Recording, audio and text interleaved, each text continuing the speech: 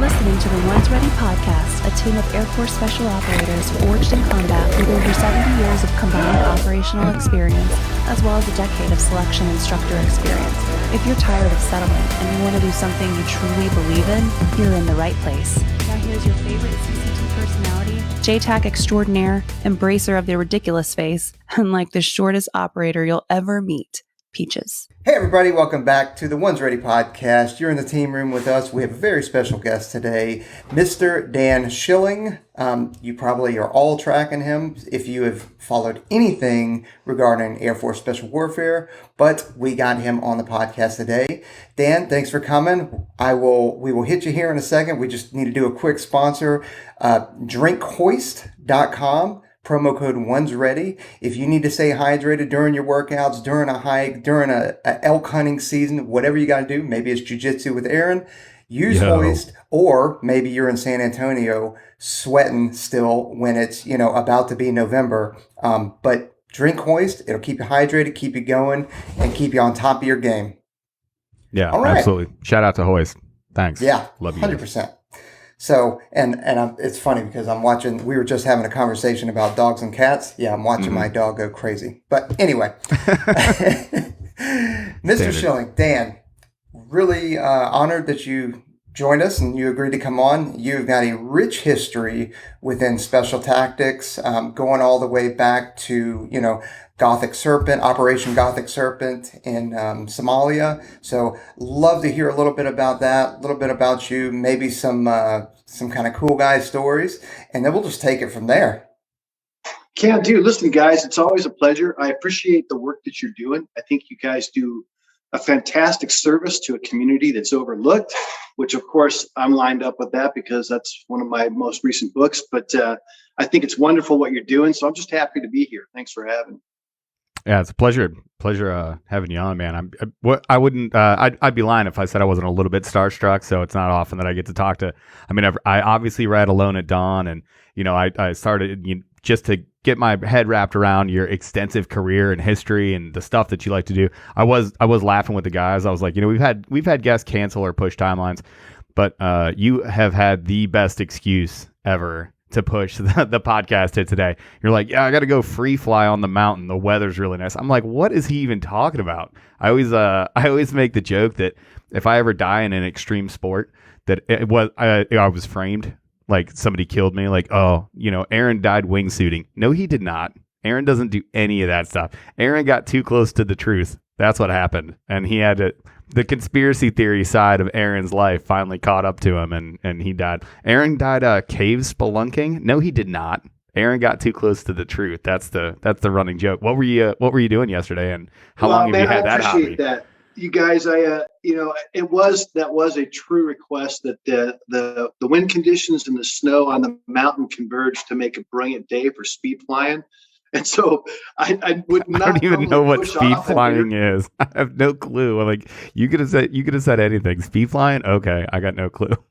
Well, so yeah, for me, because I'm traveling, I'm giving speeches a lot right now. I'm still doing some book tour stuff with my current book, and I've been getting a lot of invites to deliver keynotes on resilience, which is this. I think it's a really important topic, and so my schedule's not my own, and so I got home from a charity event in Texas, and man, it's been snowing here while I was gone, and the winds dropped off. So for me, speed flying is basically you take a parachute and a pair of skis, you drag them to the top of the mountain, you slap them on, you lay them out, you ski fast, and the next thing you know, you're flying.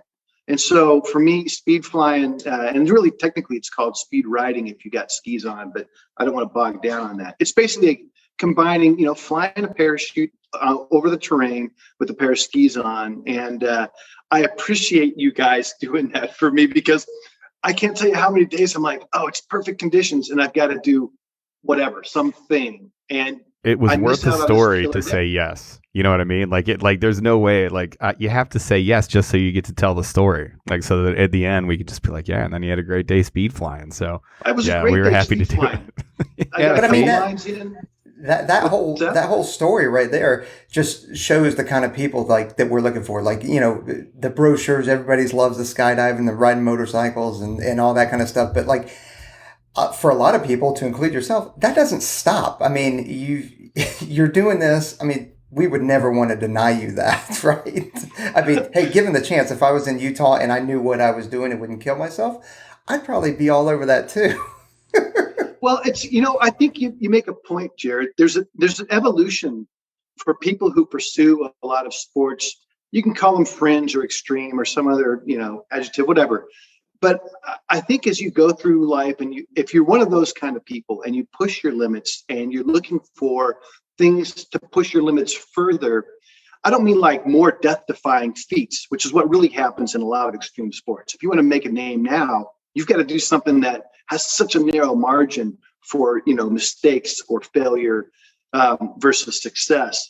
But I think you evolve over time. And for me, I don't skydive anymore. I think skydiving is kind of boring. And so I stopped skydiving because it's very routine. And so, I'm not taking away from it. It's a great sport. There's a lot of discipline. There's perfection in the pursuit of that, those sorts of things. But man, I think you evolve over time. And for me, I've evolved away from some of these other things. And I just sort of naturally have glommed on to things that put me in the mountain. And so I ski a lot. If I don't ski 100 days a year, I'm pissed off. And I speed fly, kind of year round in the summertime. So out skis.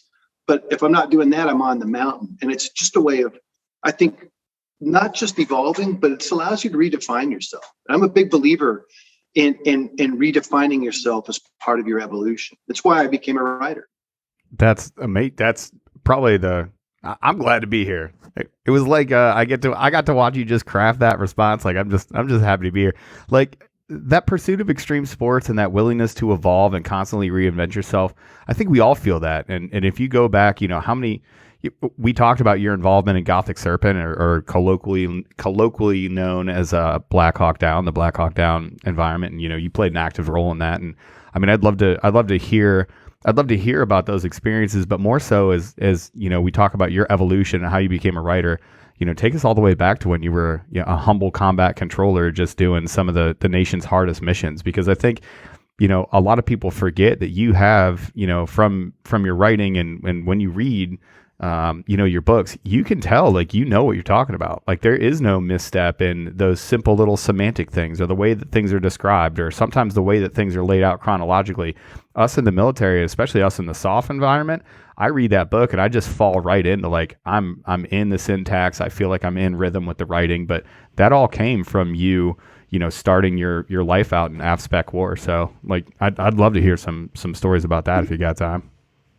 But I think it's one of the things I can bring to the subjects I like to write about. So, I've written a couple books about special ops and my experiences with Alone at Dawn and whatnot. And, and my current book's really how not to get robbed, raped, or carjacked using CIA or special operations and even law enforcement tactics. But I think one of the things that helps me with those types of subjects, which I am really fascinated by, and the book I'm actually writing now is on resilience and happiness, which I think are greater steps in our evolution to what we should aspire to be and or have as attributes. But to your point, Aaron, I think for me, what separates me from some other really great writers like Simon Sinek or Malcolm Gladwell, who are really great writers, and they write about powerful topics, but they're professional observers. They synthesize other people's concepts or experiences and bring them to the masses. And I think there's a lot of value in that. But I think I'm differentiated from guys like that because, man, I've done this stuff and I still do this stuff. And it's part of, it's in my fabric. It's part of the community I still feel I belong to. And I hopefully bring those to the page, and then the reader can take them away with not just something that has value, but hopefully it's a good story. That's the job of a writer, is to impart knowledge, but I think it's also to entertain people. Right. You're a professional participant, right? You have that credibility and that background to bring all this. And I know what I'm curious about is I know we're talking about you as a combat controller, but before that, so I think it's easy for people to look at you when you're writing these books and doing all these things. And I'm one of those creepy guys that likes all your Facebook posts of you flying down the mountain. I on the down low stalk you a little bit. Big fan of all the big fan of internet stalking. You know what I mean? It's good to see Utah, see the homeland and all that other stuff as well. But before you even joined the Air Force and all that other stuff, was all of this part of who you are? because I think it's easy for us to be like, oh, you're a former 724 operator, and it's easy for you to do all these things. I think people make that leap, but 17-year-old Dan Schilling, what was the makeup of that person, and what led to eventually being the person that you are? I think it's a really good observation, Trenton, because I think nobody starts out with knowing who they are or really understanding your potential or your ability to overcome things or be successful. And I think they're not foregone conclusions. But the key, of course, is if it doesn't work one way, you figure out another way. One of my mottos is there's always a way. If this doesn't work, hell, that's just not the way. And so, when I was 17, man, I was a really energetic person. And I think actually finding my way into the military and then further, because I started out as a grunt. I was just a paratrooper infantry guy. And then I found my way into special ops. I think that journey is this really wonderful journey of discovery that allows you to find your way in the world. And I think that's really the value of these stories in retrospect, because after you're successful, so say I've been a successful special ops guy and maybe I'm a successful writer now, those are the happy endings. It's how you get there and how you overcome those things and continue to go on. And of course, the secret is, and you guys know this because you advocate for it for aspirational people who want to get into special warfare or any service, is you have to just not quit. And it's as simple and as hard as that. And so for me at 17, man, I didn't even know what I wanted. I joined the military on a fluke because the girl I was dating my chest, grabbed my heart, wrenched it out, and crushed it in her hand. Shout out to all the heartbreak out there. Destroyed. Shout out to everybody who had their heart broken and was like, I'm out of here. So first of all, there's a lot of swole dudes walking around in here just eating chicken and rice by themselves at home at night, crying over some girl. But you leverage that into a astounding military career. So shout out to whoever that was. Do you know who that? Do you ever talk to that girl? Do you know who she is? Yeah, we keep in touch for years. She reconnected with me through writing. Facebook. Actually, she's married and got a PhD and moved on with life, and it's all good. That's just young people stuff. Well, hey, man. I don't know who that is, but you keep your claws out of Mr. Schilling. Okay, I've had enough. We're friends now, and I just want to say that one time is enough. You've caused enough damage. No, actually, think about it. And this is true for anybody who's going through a hard time and heartache. And this goes back to resilience. I was crushed. And something? Now I'm not. I've overcome that. I don't, I'd say we're friendly. Hadn't talked to her in 35 years. We reconnected and exchanged a couple of emails, laughed about the past.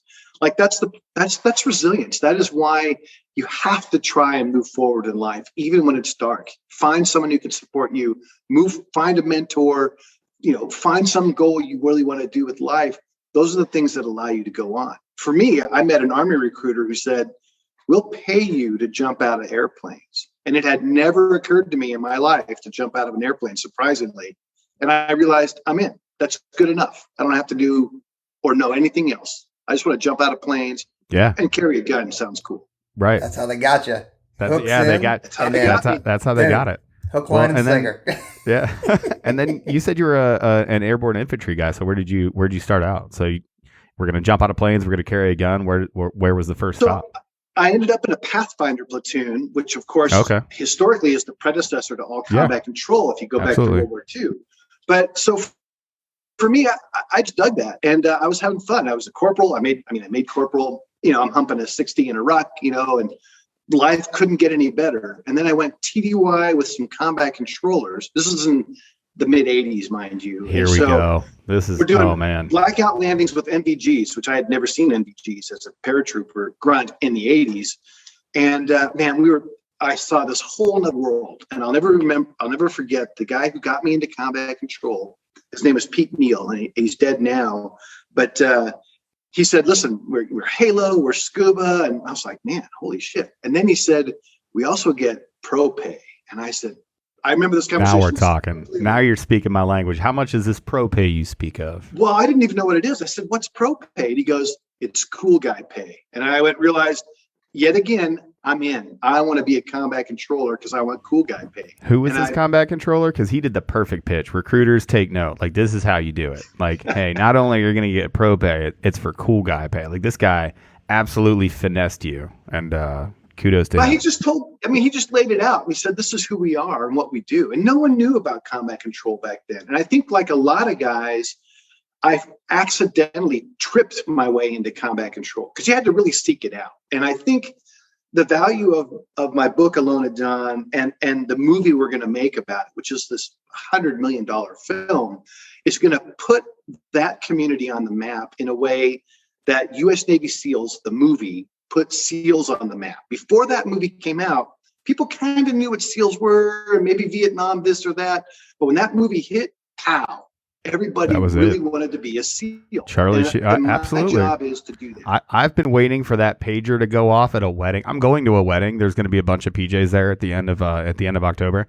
If we don't get a page that there's a national mission going off and I have to jump off of a bridge. Listen, he left in the middle of his wedding. The whole team's pagers went off. Charlie Sheen was done. He was like, I got to go. Like, I want that to happen really bad, but you're totally right. Like, every team guy in the world remembers watching that movie, and it really did blow the SEALs up at the time. That was the start of the, kind of the ubiquitousness of the teams in the public eye. They never looked back.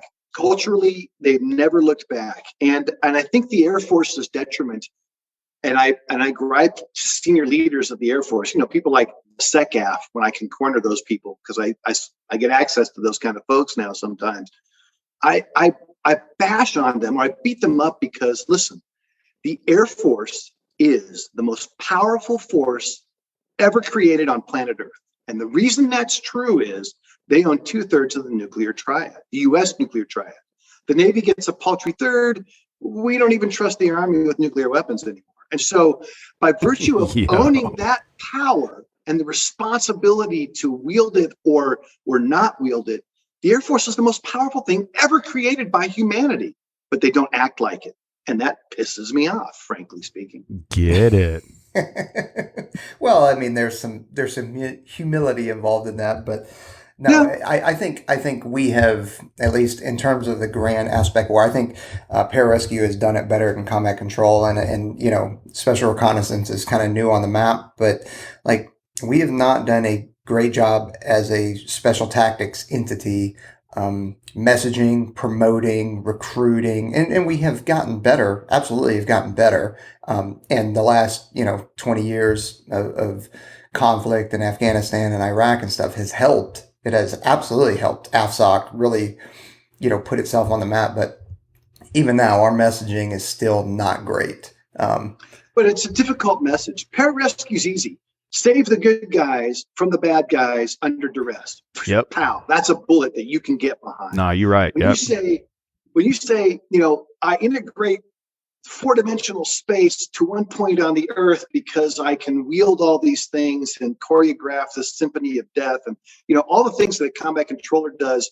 And I can self-establish an informal network amongst other combat controllers on the battlefield that has no formal architecture or planning in the process, but by virtue of doing it, it saves the day.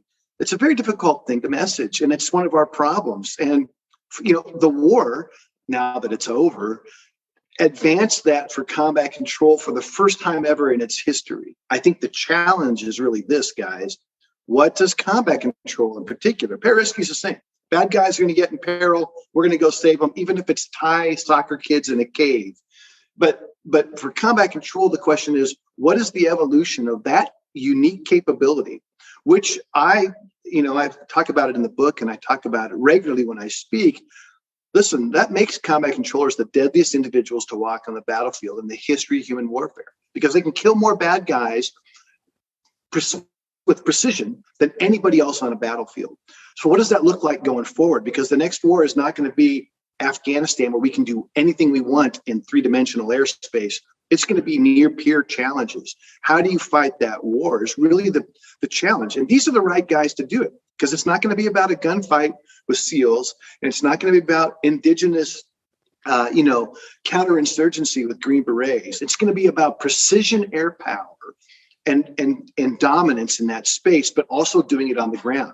And you can't just do it with drones and Spirit bombers or B-52s or Strike Eagles. It's going to be that person on the ground fusing intelligence in the battle space and that air power and space power. And to me, that's a combat controller, if the leaders can get behind a vision. And sometimes our leaders suffer with that. Yeah, you got it. Yeah, I'm in. I don't even know what. I'm not even sure if I'm going to be a PJ after this podcast. I might just have to go over to control. Oh, come on. Now, I obviously bought into exactly what you're saying. And, you know, we saw this. I just got back off my last deployment. That evolution is happening, and we're finding things. And one of the statements that I like to use is, you know, we need, and I say we as all the career fields, I think we all need to kind of answer this question is we need to be able to stand up in the joint environment and look at everybody and say, we do this better than anybody else. This is a gold standard. We can only provide this capability. We can train you to look like it. You know, sure, we can train you in some of our TTPs and stuff, but we and only we provide this capability. And combat control, I think, has the biggest answer to that question of not only do we have this capability, but nobody else can provide you with this level of expertise going forward. It's us and us alone, and we can provide that in a joint environment to everybody. I think it's a big deal. I think it's a big inflection point, but I totally hear what you're saying, and I think you're right. Well, and Aaron, to your point, and how you even phrased this was, we need to stand up in front of the joint environment. And you know what, that when you start with that phrase to begin your sentence, it goes back to the core problem for the Air Force, which is you shouldn't have to try and say it. You already are that capability. You already are the world's most powerful force. You already do have the greatest global reach anywhere in the world of any military, and any service of any military. And it's a partial problem of messaging. And it's also, and we could bog down on this, and I want to, how we develop leaders in the Air Force is different than how we develop leaders in the Army or the Navy. And we do that less well in that joint environment. It works fine inside the Air Force, you know, Air Force fighter pilot commanders and missile people and Space Force and the things that we've done, but we don't develop those leaders in the joint world the same way, with the exception of special warfare. There's a reason why Mike Martin is the commander of SOC Corps today as a 2-star judge. He came up as a special warfare, special tactics guy during the war, and he has the ability to walk into a room with a SEAL commander and an Army commander, whether it's Delta Force or wherever, and go toe-to-toe. And that makes him an anomaly in the Air Force. But the Air Force has finally, to its credit, I would say, recognized the value of these kind of guys. We now have 3 general officers that are special tactics officers. Never happened before. And they are working in roles that are critical to the Air Force and AFSOC. The A3 for AFSOC is a 2-star General, Wolf Davidson. It's another buddy of mine. And these guys are crushing it. And the Air Force recognizes it, but they're not developing enough of it. And I think it would be a disservice to the Air Force that in this post-war period, which is what we're doing, this is like post-Vietnam, there's going to be a paring down of forces. Air Force Special Operations Command, Special Warfare, and Special Tactics in particular are going to be targets for force reduction, because they're not going to think, the big powers that be that make their decisions based on budgets are going to look at these as cost-saving measures. And that would be unfortunate, because the Air Force needs this type of leadership expertise, both at the chief level and at the senior officer level. But it takes time to grow those general officers. So, you know, you mentioned 3, and that's why it's important that, you know, guys like Colonel Allen, Colonel Allison Black, like these extremely influential, intelligent, I mean, probably Colonel Daniels is even going to be on a track to be a GO. I mean, when you talk to, you know, people like, and I'll just use Mike Martin, or General Mike Martin, for example, like, I mean, he knows, and I don't know how he does it. I really don't. Like, just to explain to everybody the kind of the mental level that these folks operate at. Like, General Martin knows an ungodly amount of people, right? And he doesn't know me extremely well. Like, we've, you know, hung out a couple times, but he knows, you know, I have a wife. He knows that I have 2 kids. He knows generally the ages of the kids. He knows my prior assignments. Like, and when I talk to him, right, when I run into him, it's, hey, how are the kids doing? What, they must be in high school now? Yeah, I mean, it's just, And he does it, and I can see him do it with everybody, and it's incredible. So the frequency or the bandwidth that some of these folks operate at, and Colonel Black's the same way, Colonel Allen, Colonel Daniels. Like, so if we can, and it just, like I said, it takes time to grow with these general officers. And I think AFSOC and SOCOM and the international SOF enterprise recognizes it, which is why, these folks are going into these key positions now. I mean, to be this, it's amazing to see. And I'm excited to see where the next 10 years takes us. Well, and to your point, Jared, General Martin was 30 years in the making, right? He's been in forever. And, and Colonel Black, who's another, and for the listeners who don't know, it's the angel of death. And I don't really know her. In fact, I think we've met once. She probably doesn't know who I am, but she, there's another one of these amazing senior leaders. And I think this is one of the powerful aspects that AFSOC has as an advantage over other special operations service components. Our ability to integrate someone with the expertise, but the different perspective of Colonel Black, because for no other reason than she's female. She's another high-performing person, sure destined for GO, just like some of these other folks we're talking about. But the ability to integrate those kind of people into and get that diversity into your force is an advantage that I think the Air Force has. And I think we need to continue to promote that type of advantage because you know what? In the battlefield, nothing is symmetrical, man. You have to be thinking differently than what you've done for the last 20 years. Our trap's going to be fall back into, well, we need another special ops war because we're so badass at special ops. Special ops is here to integrate into greater strategy and greater values for the nation. And the last war was a 20-year special ops war. We're not going to get that again. Not for another 30, 40 years. It's going to be other stuff. You need to think more like Cold War. How do you contain and engage with the Chinese? How do you thwart Russians? Because Russians are just, as a centralized government, are nothing but bullies.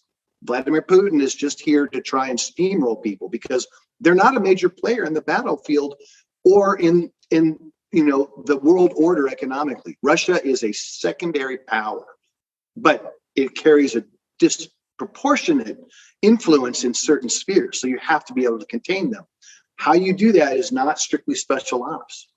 It's joint, it's special ops, suppression of aerial defense and those kinds of things, the kind of stuff that you have to do where you can't just run around the battlefield and do whatever you want, which is what we've been doing for 20 years. Right. And you're starting to see those echoes too with the Guard and the Reserve. There's a lot of people moving to the Guard and the Reserve because there is going to be that paring down of forces. There is going to be the paring down of deployments and all those other things. And the Guard and the Reserve, as always, is there to present, the ready force that has that minimum readiness level, like if they need to backfill for active duty. But you're seeing a big move towards the Guard and the Reserve now. So I think all those demand signals are there. And a lot of the stuff, I know it keeps Peaches up at night. I know that we focus on it a lot at the 2-2, but where are we going? How are we leaning forward in this? Like, how are we getting out of those old paradigms? Like, everything is not direct action, cordon, call out. Like, we're, talking to Command Chief Olson, talking to Command Chief Smith, talking to some of these other really, really big brain guys. They're forecasting some really, really tough stuff.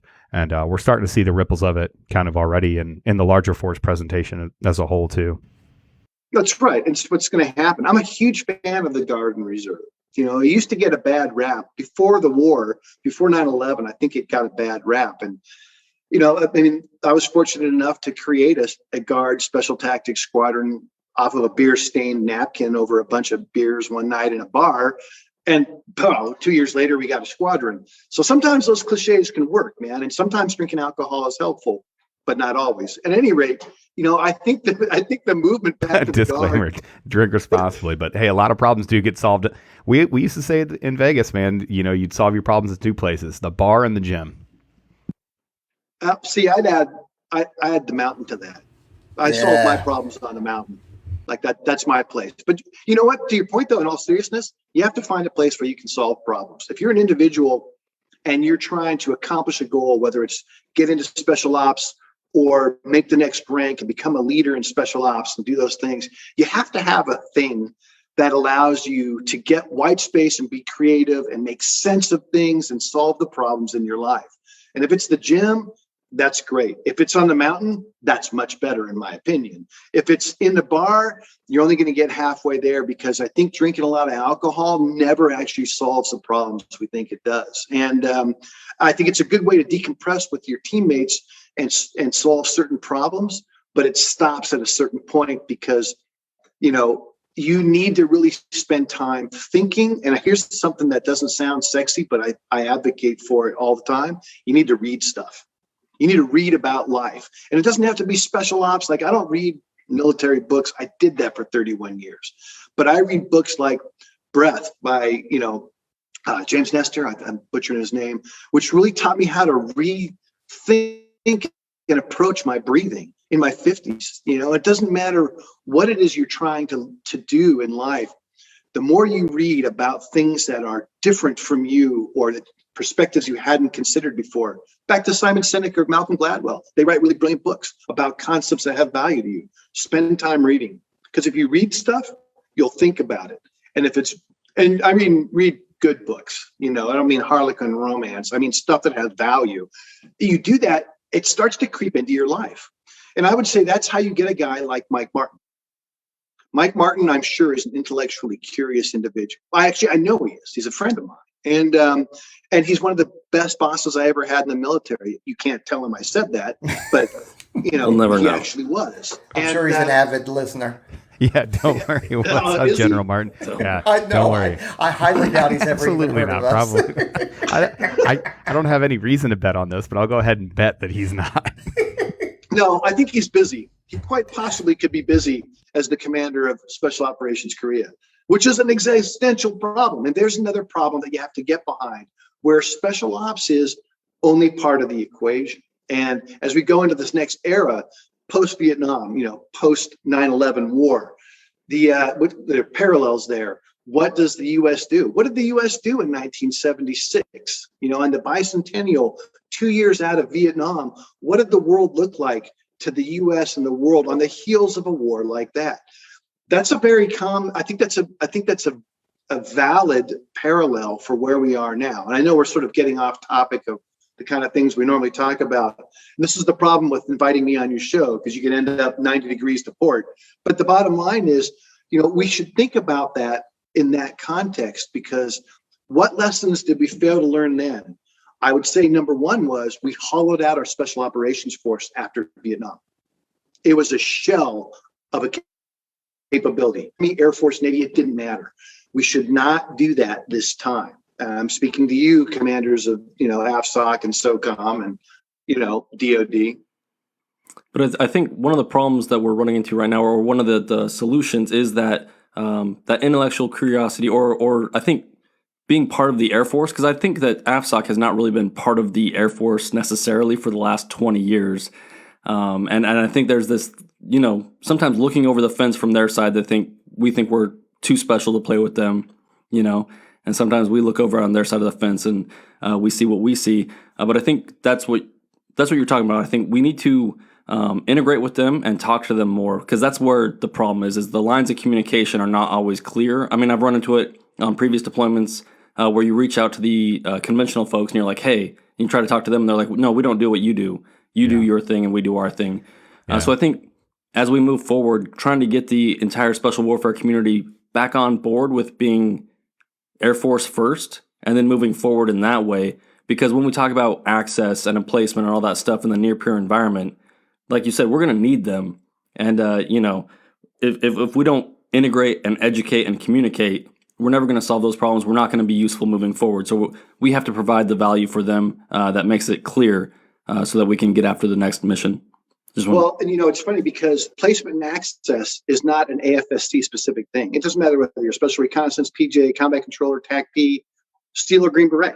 It doesn't make any difference. Placement and access is about having placement in that environment that you're seeking and the access to even do so. And of course, I would always say the authority to pull that mission off.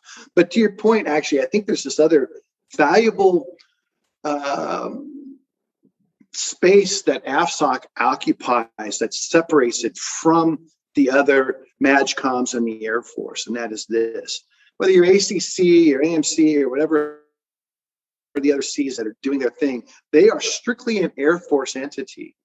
AFSOC enjoys a certain amount of independence because it's funded from SOCOM, and it has a separate sort of chain of command for their integration for the Joint Special Operations world that separates them. So Jim Slipe, as the current AFSOC commander, is a guy who enjoys a certain independence from the other, like the ACC commander. So his perspective, because he works up this dual sort of separate chain of command into DoD, he gets the advantage of having two, not just that it's separate. They're two. He works up through the Chief of Staff of the Air Force for funding and all these things, but he does the same thing through SOCOM. Both come back to the Secretary of Defense at the top of that pyramid. That's what makes AFSOC unique in the Air Force, and I think it's one of the reasons why it's come to be valued more significantly in the last 20 years. Plus, it's the force that's most engaged in, the kind of war we've been fighting. But the fact is, that guy or girl, whoever runs AFSOC in the future, is a person who has a very different and non-insular type of perspective, and the Air Force should value that more. I say this as an objective outsider now because I'm outside of that. I was never destined to be a general. Getting out as lieutenant colonel was probably the right rank for me because I did not do rank very well, as a lot of people can tell you. Well, and to your point, and talking about getting those streams to cross, as it were, we were just talking to Command Chief Olson and Command Chief Thompson, the ATC, Command Chief Olson and General Slife were in our building just recently, so we got to spend some good time with them and get some good FaceTime and hear from the boss directly. And then on the podcast, we just had on the AETC command team, and it was funny, some of the things that were similar between everybody. Now, granted, the command team does have special ops background, so there's those, those threads are the same, there. But, especially Chief Thompson was talking about, hey, we need to train and grow these leaders inside of AFSOC with the intent to put them out to the regular Air Force, to get them out and spread the love, as it were, with those leadership things. The regular Air Force does a good job of seeking input from SMEs and in the vein of getting AFSOC leadership out there and becoming part of the Air Force. Like, go out, steal their best practices, bring them back to AFSOC, and give them, a taste of what our enlisted and officer leadership really looks like on this side of the fence. Because I think it's really beneficial. It's a good job. I totally stole that idea directly from Chief Thompson, who said it on the podcast, but it's a fantastic idea. And if you look at, Chief Master Sergeant Colon Lopez, if you look at CZ and his silver bullets for leadership and his carnivore leadership, and those things are circulated around. They were on every wall of every team room, and then they were at every PME. The last couple of PMEs that I've went to, that's been part of the reading list. So people want that sort of leadership and want that sort of influence from AFSOC. And I think AFSOC is moving that way. I can definitely see us out in a lot of different other positions inside the Air Force and in the joint environment. Peaches just got out of, he's well versed at working at those halls down in Tampa. And we all have friends that are working in those assignments. And I think AFSOC really is, the SME on the block for a lot of the things that we're talking about, and especially where we're going, most importantly. Yeah, because it's not, like the term you use, sharing the love. It's the fact that it'll make the Air Force a more capable force. No one has more credible combat experience in the Air Force than the people from AFSOC. Whether you're flying CV-22s, doing maintenance for AC-130 gunships, or you're a combat controller, you've been in a war in a way that the rest of the Air Force has not. Even the pilots that are supporting that war, it wasn't really different from what they normally do. You still get in your same cockpit. You're flying missions. You're not really under threat. You're not really under an air-to-ground threat or an air-to-air threat. So you can just fly over there and support the mission on the ground. For that reason, those people that have been part of AFSOC holistically have so much more to offer the Air Force to make it more capable, how to make real hard decisions, how to deal with the asymmetry of what's happening on a battlefield to make a plan that is better than the plan you first made, which never survives first contact as a cliche. But as you go forward and look at what's going to happen to the Air Force, if the Air Force doesn't leverage that, and I fear that they will not, to their own detriment, we are going to be less well positioned to fight a war somewhere in the Strait of Malacca or the South China Sea or somewhere on the Eastern European border with Russia. No, I would say we also probably have more experience working our resilience muscles, to your current book that's out right now. Way more experience per the the general Air Force population of going through, I don't want to say it, but like traumatic experiences and seeing all these things and then working through it as a community. And I think things like your book or even this podcast, when we talk about this kind of stuff, it helps put it out to the general public on how to overcome not just the worst of the worst traumatic experiences, but just like you were talking about day-to-day life and all other kind of stuff. And obviously I haven't read your new book yet, but is that some of the stuff that you talk about? Yes, it is. And to your point, the reason that what you were just talking about has so much more value to the rest of the Air Force, as you pointed out, but I'll restate it, is we've paid the price through resiliency and lack of resiliency. The suicides we've had, the challenges we've had, the destroyed and devastated marriages and careers even that come along with that. There's a lot of hardness that comes out of this hard-won experience to be victorious, because no one does it better than us. We can crush any eye. We're the Air Force. We're the most powerful force in the world. And I also happen to think that AFSOC is the most versatile and powerful service component special operations command that there is. They can go anywhere and do anything by themselves, literally. Doesn't mean they should, doesn't mean they always will, but it means that you can put by guys and girls on the ground. You can have the effects you want. You can get there. You can recover them, and you can provide all the other intelligence in a fusion all in one service. But to resilience, it's funny because my current book is The Power of Awareness, and it's really how to use and develop situational awareness to prevent crime as an individual, and how to learn to not override your intuition. And you use those as tools, the foundation by which you can prevent yourself from being the victim of a crime. And I feel really strongly about it. I was really excited to write this book. And I'm really excited to be out there working it. In fact, I founded an institute with a couple other people who are way more expert, academic PhDs and whatnot, around the principles of my book in order to try and save lives. But what came out of that book, there's 6 rules in the book, and I won't bore your readers or your listeners with it, and hopefully they'll pick it up because I think it has value. But the end was how to regroup and recover after something has happened in your life.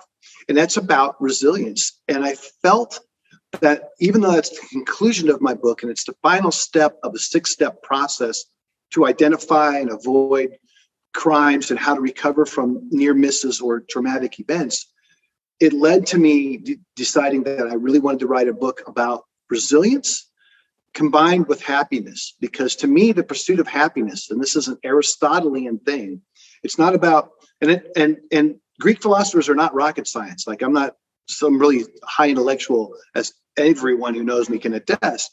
But I believe that Aristotle's approach to happiness was, you find these things that are greater than you, that you can contribute yourself to, and you give your best efforts to, that you also enjoy. That's the Aristotle definition of happiness.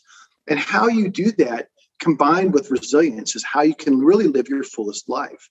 And it's a strange journey that I wrote Alone at Dawn, which led me to write The Power of Awareness, which has led me to write this book that I feel at this stage of my life, as someone who's pretty self-actualized. I've done a lot of things that people sort of give me credit for being whatever. They think I've done some amazing things, and I just think I'm a middle-aged guy who likes to read books. But I think it's a means to go towards what really matters in life. What matters in life is to find happiness through your job, through your family, through your personal relationships. Man, that's happiness, and everybody deserves that. And I'm up here whiteboarding right now. There's 3 whiteboards running in my office that I've got that book mapped out because I believe in it so strongly. Because in the end, becoming a special operations leader or veteran and being successful, those are just roles you play. Someday you're going to retire. Who are you after that is an important question, because if your only identity is I was a PJ, a controller, attack P, what happens when you're not that person anymore? This is where men and women have a hard time on their way out the door from their career, because their definition of who they are is their job. And I maintain that's only the role you play. And it's a hard enough, it's a hard enough transition of leaving your career and leaving that comfort zone of the military or retiring. Like, when you start coupling that with a serious existential crisis, I mean, if you look at somebody that gets in when they're 17 or 18, you're only 40 years old when you're looking at retiring, and you're having this no kidding crisis of, okay, well, I'm this adult with this whole career behind me. Who am I supposed to be now? And I can see that's pretty jarring, especially as I run up really quickly on 20 years, and we're all getting close to that. I'm way closer to hitting that button for retirement than I am pretty much doing anything else. But for you and finding that happiness, what drove you to write Alone at Dawn? Well, so actually, I'd rather take a half a step back before I answer that question, which is this. When you go to retire, to your point, Aaron, it's a scary thing to do. The reason I think it's scary for almost everybody is when you get out, you're losing a sense of identity yourself, but you're forced to rebuild yourself. Who am I? You're going to start from scratch.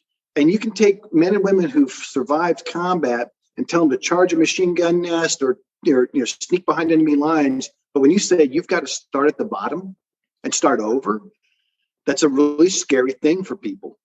I happen to believe personally that it's important to try and rush to that and embrace that. So the answer to your question about why Alone at Dawn was, I knew I wanted to become a writer because it would force me to evolve and become more than I was in some ways, but become different than who I was in many others.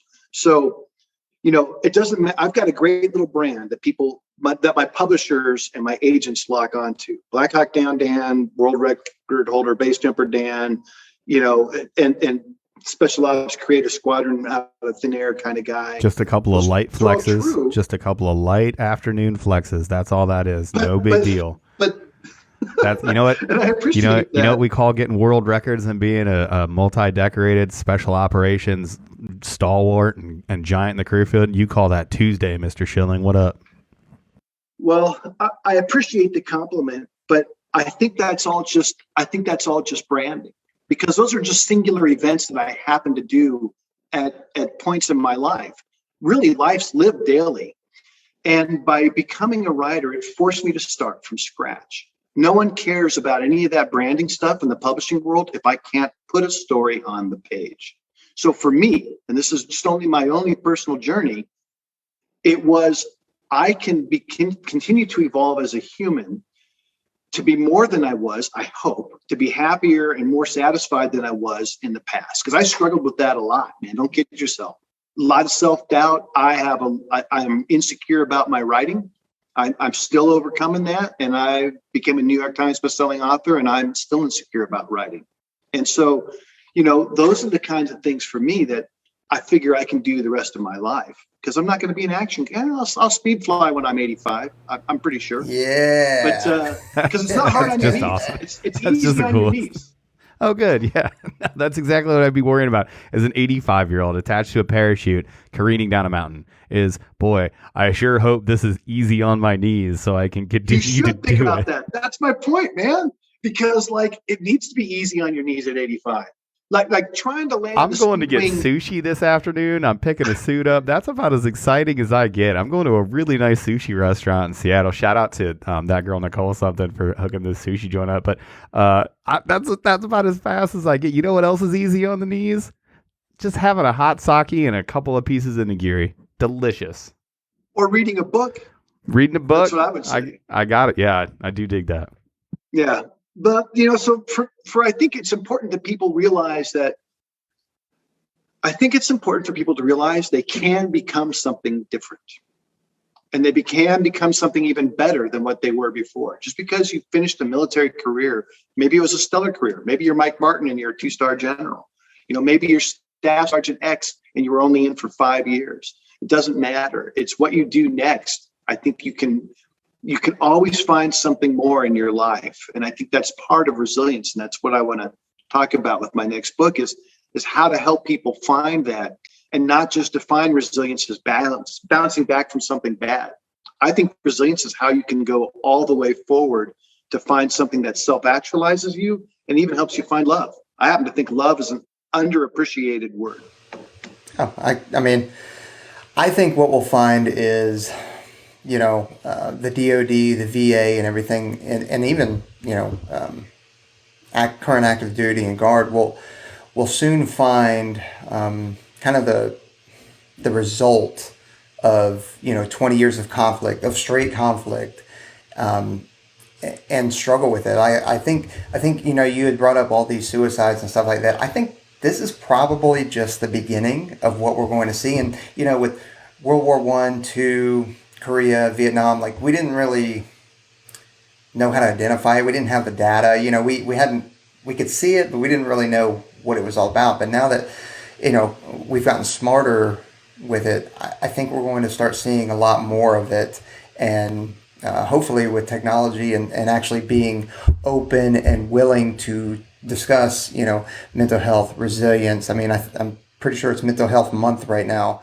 It actually so it is. Like it's a good topic, but like that's something that's really important, and it's not something that we've had the technology and the knowledge and the willingness to discuss until now. And I mean, the next 10 years is going to be very telling. And if it's good that you're looking at and focused on it right now, because and I know that there's a lot of people on it looking at it right now, but it's going to become a worse issue here in the next 10 years, I believe. I have nothing to go off of from that. Like, this is just my opinion. Just a feeling of, I mean, everything always happens, right? Like this last deployment, I got home and my shoulder I've needed work on my shoulder for a long time. I got home from this last deployment, and my flight doc and I were joking. We're like, I don't know how many miles I had on this shoulder, but the second that I got back off that deployment, kind of took a rest, took my 2 weeks of leave and took some time off, my shoulder was just went, I'm like, man, this has to happen now, right? Like now my shoulder hurts all the time. But I think we're going to see the same sort of thing. We're going to take this knee, we're going to get some time off. And I think we are going to see some of those things pop up. One really good thing that I loved hearing from you, Dan, is starting to move that process left to bang, if you will. We had a great sit down with Chief Master Sergeant Nathan Cox. He's down at the AFSPECWAR training group right now. So Nate Cox? Yeah, you should talk to him about Nate really well. Yeah, you should talk to Nate about his mental armor brief. His mental armor. I mean, he essentially has explained it like, we have all of these other things. He's, speaking about resilience, we do all these other things way left to bang, right? Like you don't just show up to an NFL combine with not having, weeks, months, and years of preparation. Mental health should be the same thing. You should be working those mental health, those resiliency muscles long before you ever need them, so that you're resilient when you're there. He likens it to, giving a guy body armor, way before the fight, not after he's had an issue. So I hear a lot of that from you. Speaking about this new book and resilience is moving that stuff left to bang, and really, what are some other things for resilience that you'd want people to start working on now to prepare themselves for those bad times? So I think, man, we're actually getting into the heart of that book, but it goes back to something that Jared. We're going to cover the whole thing out here right now, and then the book is going to come out, and you're just going to be like, it's the audiobook. It's the one's ready Dan Schilling narrated audiobook. It'll be great. I hope it helps make people, I hope it saves lives. I hope it makes people resilient, and I hope it makes them happy. But something that Jared had said, it's years from now is when I think we're going to find a lot of residual damage amongst our veterans. I think it takes time to manifest. This is my personal experience. A lot of people go back to Blackhawk Down, and so it's an easy talking point because it's a popular reference because people know it so much. I really struggled with stuff there are periods of my life, and it took a long time to manifest itself. Like I will tell you, suicide was a real possibility for me. And so I don't want to dig into that so much because, we're covering a lot of ground here. But one of the things I realized is these things take time. They don't happen overnight. You don't come back from your deployment and suddenly decide, I think I'm just going to eat a bullet now. Sometimes, but I think mostly for people, it's a compounding thing because your relationships are falling apart after the fact because you're still processing with things and you don't know how to deal with them. And you don't trust the mental health community because it scares you to talk to mental health people, which I got to tell you, a person who saved my life in a very real sense was a LCSW when I was trying to go through marriage counseling a couple marriages ago for me, who told me some things about myself that I would not have known otherwise. Actually, she told me I wasn't a sociopath because I was actually worried that I might have this problem. That's a real concern. I laugh about it now, and it's funny too because she's like, "You're not a sociopath," and I said, "Well, why aren't I?" She says, "Because sociopaths don't ask that question." So, all right, that's pretty good. And that was an epiphany. But you have to do those things, and they take time to explore and process and overcome. And it's gonna take time for these men and women who've slogged it out in the trenches with more combat experience than any veterans in American history. Our 20 years of special operations people have more combat experience than veterans of World War II. That's a heavy burden. I want them to be healthy and I want them to be happy. Now, for me, I want to reach everybody. I want people around the world to be happy. I transcend politics and nationalism. I don't care where you come from. I don't want you to be a victim of crime. And, and I don't want you to be somebody who is unhealthy. And that's kind of my purpose in life with the things I do. I will tell you in my own personal journey, I got to that by becoming Buddhist when I was working in Thailand for several years. That's a strange journey for a guy like me to find himself sitting in a temple on a back street in downtown Bangkok in a kind of crappy part of town.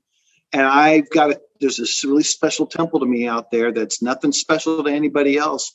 And man, those are the kind of things that allow you to move forward in your life where you have an experience like that. And your experience, those of you listening, it can be anything. It can be a conversation where you reconnect with your spouse. It can be seeing your child do something really great for the first time, gives you a purpose to move forward in your life. To me, those are the most valuable things in life. It's not base jumping or shooting a gun. Well, it goes back to what you were talking about with the identity thing, though, right? We get so wrapped up in this identity of, being a controller, SR, PJ. What am I supposed to be? How am I supposed to look? What role am I supposed to play? Right. And then we've been living this for X amount of years, whether you're, like you said, whether you're doing 5 years, whether you're doing 30 years, and then all of a sudden it's gone. And this, we've talked about the community of friendships and lifelong friends that, you cannot talk to for 10 years for whatever reason. And you pick right back up where you thought. I mean, people that will what do you need? What do you need in your life right now? How wonderful is that? That's one of the greatest things about being the four people in this conversation and all the men and women who've done what we do. One of the greatest residual values is that bond is stronger than family almost all the time. At least it is for me. And so, to have that is just, man, what a great thing to have in your life. I was getting a haircut. I don't like roles. I don't like identities. There's a reason I don't put Lieutenant Colonel on the jackets of my book, because that's who I was, or that's what I was. It's not who I am. I'm not a Lieutenant Colonel anymore. I'm just a dude who writes books and hangs out with his wife. That's what I like to do, and read a lot. I was no kidding getting a haircut here in Tacoma. So I was down. I went to a float tank, which is one of my favorite things to do for resiliency. But then I was getting a haircut because I had to go do this thing, so I had to make sure my hair was nice. But through talking to the woman cutting my hair, she was married to a combat controller. Like, we started talking about it, and we had all these things in common. She said, "Yeah, I met my husband in Vegas, and he had worked overseas a little bit before." And so we start talking, and she goes, "Yeah, no kidding. He was a combat controller." And one of the first things I said, it was like, "Hey, I don't know if he wants to reconnect, but he probably knows one or two people that I work with. He has an open invite to come down to the 2-2 STS. You tell him if he wants to come down and hang out with the guys and see what we're doing in the ST world, if he has any desire to, you should tell him he's got an open invite, and, tell him to come look for myself," or I put Chief Peach's name out there. But that is the bond that we have. Like, that really helps too. I know intimately, I'm lucky enough to be the oldest of 4 brothers, all in the military, all serving active duty. So 2 helicopter pilots. Yeah, it's pretty good story. Northeast Ohio. So they're Ohio. smarter than you are, is what way we're saying. smarter, way smarter. And I was the first one that got in. Like, I picked the best branch and the best job, but they got in, and they're experienced warrant officer, helicopter pilots, 60 pilots. So Way smarter than me, both of them. So, Aaron, I want to add something. In fact, this is timely because one of my great heroes is Mike LaMonica, retired combat control chief, because he may not have any hair, but he's still a badass. And he's, one of the things that's happened in the combat control community that hadn't happened before. The Pararescue Association, I think, had always been robust. And I think it always did a lot for their own community. And the Combat Control Association didn't really do that. It was really come have some beers in Fort Walton Beach and tell war stories, which has value. And you can reconnect fun, like we talked about. But we actually have started a Combat Control Foundation to get an endowment to provide the kind of support to the combat control community that like Pararescue in particular has enjoyed. And I think the TACP Association has done a pretty good job of too. I can't speak for the SR guys because the Gray Beret Association is out there as well. I know that they've been getting that going. Yeah, and I think for us, we're finally making efforts to get enough to raise awareness and raise funds to have the kind of foundation that can support guys like the buddy you're talking about through, the hairstylist husband who was a combat controller. There's a lot of guys out there struggling. And I think combat controllers in particular, more so than the other 4 AFSCs that we're generally concerned with here, or the officer corps that we're concerned with, they kill a lot of people, I think, in this longest war. And I think killing people, and I talk about this when I give keynote speeches, killing people while justified in war and it's part of your purpose, if you're a guy like I was or some of you guys, is a net negative life experience. It doesn't advance you as a human, in my opinion. For sure. I think it diminishes there's you a toll in some way. And it goes back to what Jared was saying, 10 years from now. And man, I really worry about these guys who've killed a lot of people, because I think it leaves a residual presence that you can't get rid of. That was my experience. And I haven't even killed that many people. Well, I think with everything, it leaves cracks, right? With all of these experiences, we build each other up, we build ourselves up, and we put all this armor on to go out and do the job. And to my personal experiences, every time like something has happened and I crack later on, that ends up being a positive opportunity to let stuff in that I wouldn't have let in before, or to see life in a different way. And yeah, while it's hard and all this other stuff, I think the resilience for me is when your outer layer cracks, right? And I don't know how else to explain it when you go through these things, because we view ourselves as hard guys that do hard things, and you I don't want to say it's a facade all the time, but sometimes it gets a little brittle, and you go through these things, and then you open up a little bit, and those experiences are rough, when you first break it open. But I think if you can come through the other side with the support of your family, your team family, your brothers and your sisters that you work with, and everybody else, I think you can come out stronger. I think that the act of killing is a negative, but I think the experience is you can come out on the other side with the proper amount of support, maybe a stronger and better person with a different perspective on life. I agree 100%. And I think, I actually think going to war does help forge part of your resilience, and you can evolve into something that you never would have been for having not had the experience, if you didn't join the military and didn't go to war. But I think to your point, and this goes back to what Nate Cox was doing. You guys were talking about Nate, and I'm a big fan of Nate's, and I don't know about his. Everybody is. He's got that gunmetal hair. His eyes are like an electric blue. He's always got like a male model face. I can't take. I deployed. Nate was my first team leader. We went to Iraq together a lifetime ago. And that guy, I just get lost in his eyes. I'm not going to lie about it. It's just, I hear music every time I see Chief Cox. I'm just like, we were lucky enough to work here. He got a bad deal. He was only here in the Northwest because it was a wacky way the Chief cycle worked out. But he was only here for about 9 months. But I got to be honest, every time he comes in my office, I heard music, and it was like Dreamweaver. It was just. He's kind of hot. He really is. I don't know if I go so far as to say hot. I think now this is a bridge too far, because I still got to kind of work with him. But yeah, no, his mental armor briefing, I've always connected, especially, we share a love of jiu-jitsu and a love of fighting. And I heard that's big for him. Yeah, Krav Maga, and finding those martial arts and finding those ways to to be part of something. But yeah, we had him on. We'll link his podcast that he did with us over the Mental Armor Brief. But I know he's working hard down in San Antonio. Well, in fact, I was just down there this week, so I didn't get a chance to go over there to the wing because I went down there for a fundraiser kind of thing. But I think I want to come back to what we were talking about right before you were talking about, Nate's dreamy eyes. So good looking. I just don't know. Yeah, I'm sorry to interrupt talking about how hot the guy was. It's totally good because we're just talking about all this stuff. There comes a point when, you were talking about the body armor and how we carry that stuff. And we are hard guys who've done hard things. And that's true. I happen to believe, though, that next step and the ultimate step is you take that body armor off. If you take the body armor off because you can, that signifies that you are on this next part of your life. Maybe I say that because I'm a middle-aged dude with white hair, but the bottom line is you do have to, if you don't ever take the body armor off, you're living in a state of combat. That's defensive. That's why it's called armor. It's there to protect you. To evolve, I think you have to move past that to reach your full potential. Otherwise, you're living your whole life in conflict and combat, because conflict and combat are synonyms in this case. And so, for me, that's where I want to go with my writing, and that's where I want to go with influencing people.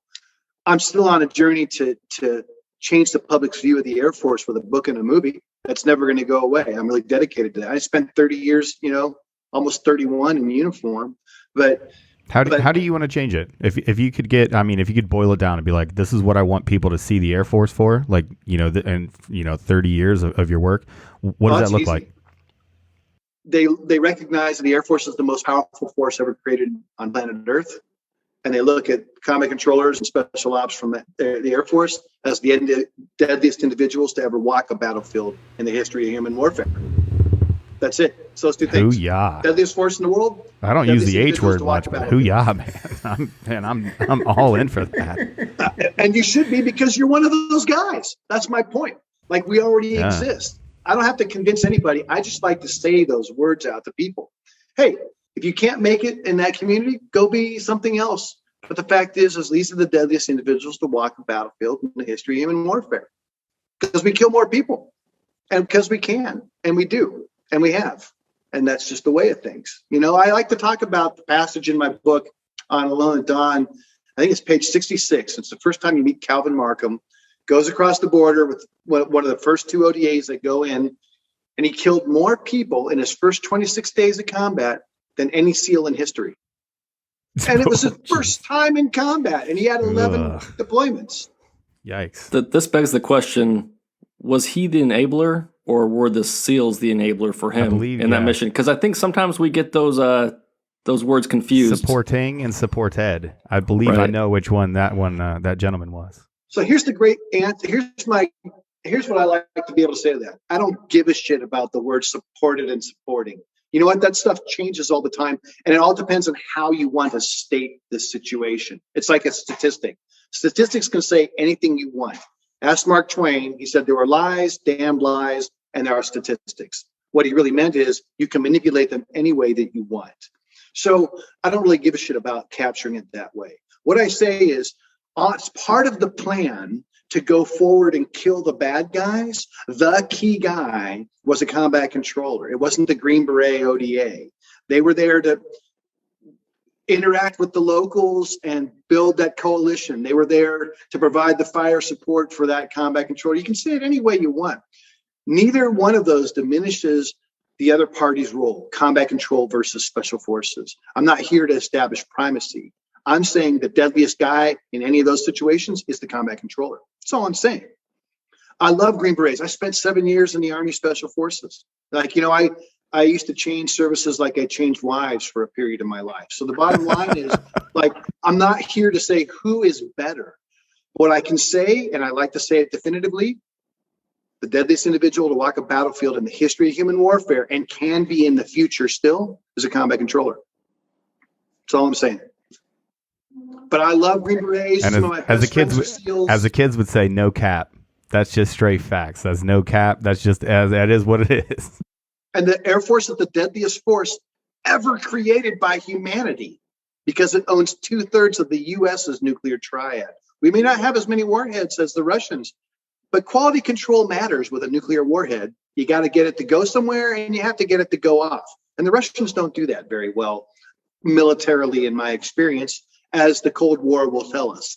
And so what they do is they throw millions of people at problems. That's very different than how we solve problems. So when it comes back to why should we as Air Force members feel and act differently than we do? Because we're the deadliest force ever created. Even though we haven't unleashed that force, thank God, we've only ever detonated in conflict 2 atomic weapons. It's that we are that force. But the Air Force is a force for good. Oh, absolutely. Well. Absolutely. I mean, you can look at all the Hatter missions we do, the humanitarian assistance, disaster relief missions we do, all the way back from Katrina to, now I'm going to forget all the hurricane names. Taipei rescue, Hurricane Andrew. We were there with Katrina. Yeah, I mean. Yeah, I was there for Hurricanes Rita and Ike. Mm-hmm. Yeah, I mean, there's just like really great stuff. Puerto Rico, Haiti. I mean, Haiti just happened, so it's not limited to comment. For the 2010 Haiti collapse, Tony Travis, an Air Force NCO, was one of Time Magazine's 100 most influential people of the year, the only enlisted service member ever recognized. Why? Because he led the international effort to introduce relief to a nation on behalf of the entire world. Pow. And he did it with a handful of other NCOs, PJs and combat controllers, 1 ATV, and a folding card table. That's all he needed.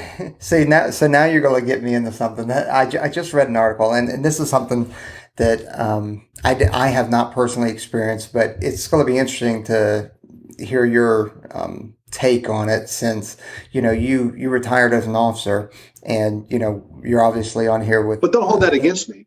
I'm not. We have to. A handful of podcast. It's a handful of senior NCOs, and the private sector, the civilian sector, they view officers and enlisted different. Like, you think that it's a officer and enlisted, disparity within active duty, but I'd actually say there's even less of that now. But private sectors still look at it as like, oh, I don't care if he retired as a chief.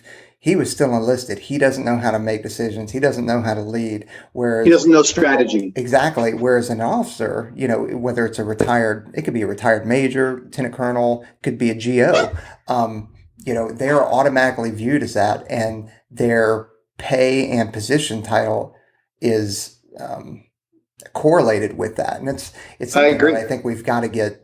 Like, the private sector's got to get past that. Like, yeah, for sure. Well, I mean, we have the most educated enlisted force ever now. Well, when you look at what the private sector often wants, they want somebody that can manage multiple different peoples, do project management, smooth out logistics change, really forecast around. They don't want strategic leadership and vision is great, but having somebody with the clarity, they need. Right. They need somebody. They need a senior NCO. They just don't know what they don't know.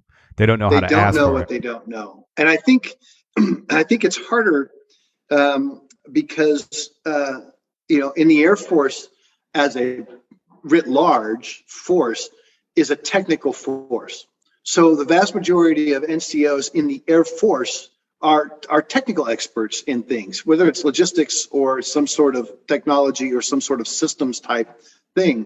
Whereas the more well-rounded individual as a senior NCO, from a leadership standpoint, dealing with duress and dealing with stress and dealing with resilience, they really come out of the AFSOC community. And again, that could be the flying community or special tactics and special warfare. It doesn't matter, because they've dealt with that in a very real way. But the people on the outside don't understand that, because they equate rank with capability. So if you're a 2-star general and you retire, they think you have great vision, and you may, but you may also just be somebody who did well in that system, and so you get, I can hear you. I'm well aware why I made E8. I just stayed in long enough. I passed some tests. I got it. You don't need to be that mean to me, Mr. Schilling. Jeez. Well, so you have to think about that stuff. Mike LaMonica, to go back to a guy greatly admire, man, he's the senior leader at one of the largest technology companies in the world. Like, he's a top guy, and he was a chief master sergeant. And what he did was, to sort of summarize his journey after he was a chief in less than 30 seconds, he got jobs that allowed him to show his project management and personnel leadership skills, which is what all three of you guys have from your experience too inside the military. And then he just kept parlaying that into higher orders of magnitude, of broader responsibility or more significant value and attending risk for those corporations, till such a point where they're like, these other guys from the Wharton School of Business are great, but Mike LaMonica can lead people and strategize and unjack up a logistics train. And for that reason, in a meritocracy, which is what corporations in the end mostly are. Sometimes it's insider baseball, and if you went to Harvard, it's who you know, and you're going to move up that chain because you are a smart person. But the meritocracy produces leaders at the higher echelon in the C-suites that everyone likes to aspire to.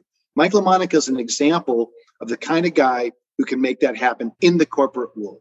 Yeah, and he was a phenomenal leader when he was in active duty. He put me through combat control school, and I love talking with that guy. So he made one mistake.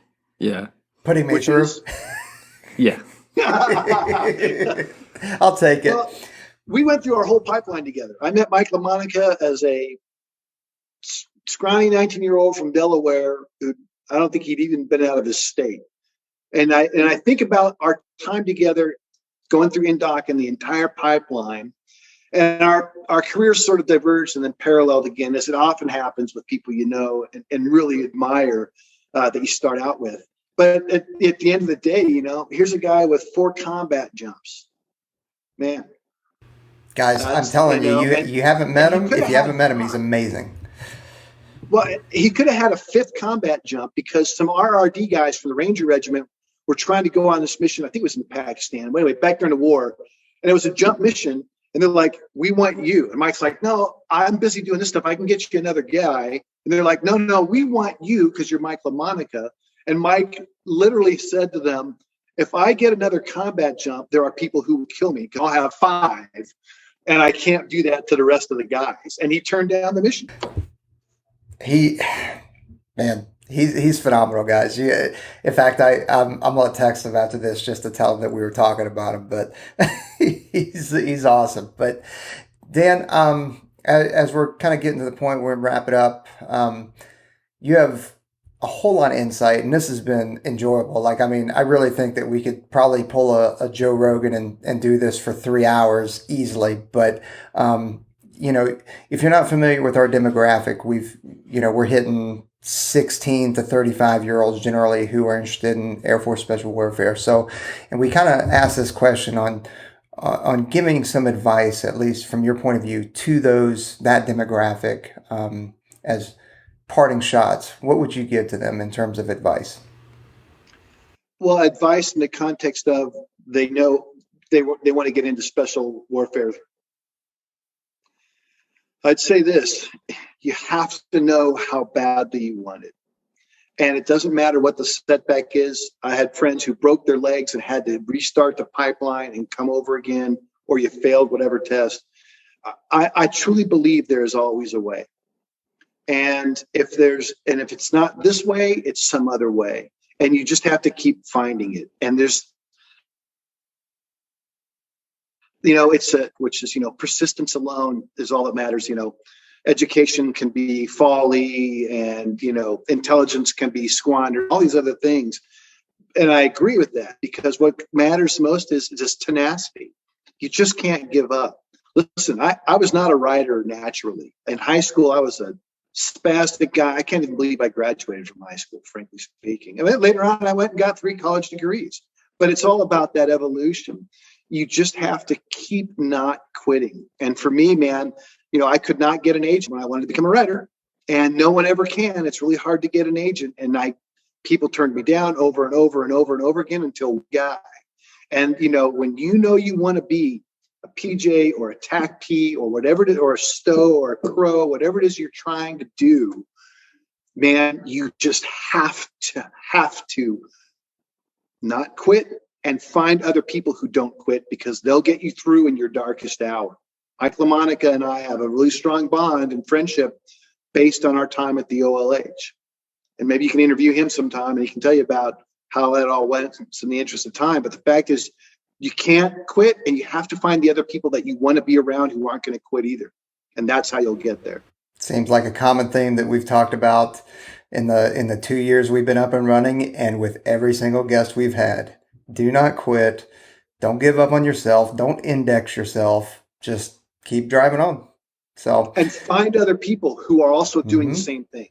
I think that's maybe something I can add to that, which is you glom onto other people who are high performing and self-actualized, or you admire and aspire to be like, and they could be younger than you. It's just the people you're with. Who's that one man or woman who's got it dialed in? Stick with that person. Yep. Surround yourself with greatness. Absolutely. Well, Dan, we really appreciate you joining us today. We definitely want to have you on again because you've got some golden nuggets, but I definitely want to plug your books. If you haven't checked out Alone at Dawn, it's phenomenal. Great book. And we only scratched the surface, but please go out there and read it. You can find it on our website. And then also Dan's newest book, The Power of Awareness. I think we're going to put that one on our website too, because that one's a good read. And then when do you anticipate your next one coming out? I'll probably be out in 23. 23? Writing books is a slow process. I'm spending this year collecting information on resilience and happiness. And it'll be probably summer of 23, I think, before that book comes out. But in the meantime, everybody listening should buy many copies of both of those other books. Of course. Buy all of them. All of them. Yeah, buy them for people you love. I'm just kidding, man. Listen, to everybody who's listening, if you're trying to get in, I wish you the best of luck, man, and I wish you victory on the battlefield. Absolutely. All right. Well, looks like we're having some comm issues now. It's probably a good thing that it happened when it did. So, Dan, blame again. it on the controller. Exactly. Whoa. That ain't fair. All right. So to everybody out there, appreciate you guys tuning in. Leave us some feedback, reviews, 5-star, subscribe, do all that kind of stuff. Hit us in our direct messages on Instagram or email, and go out there and train hard. Later, everybody. Later, y'all.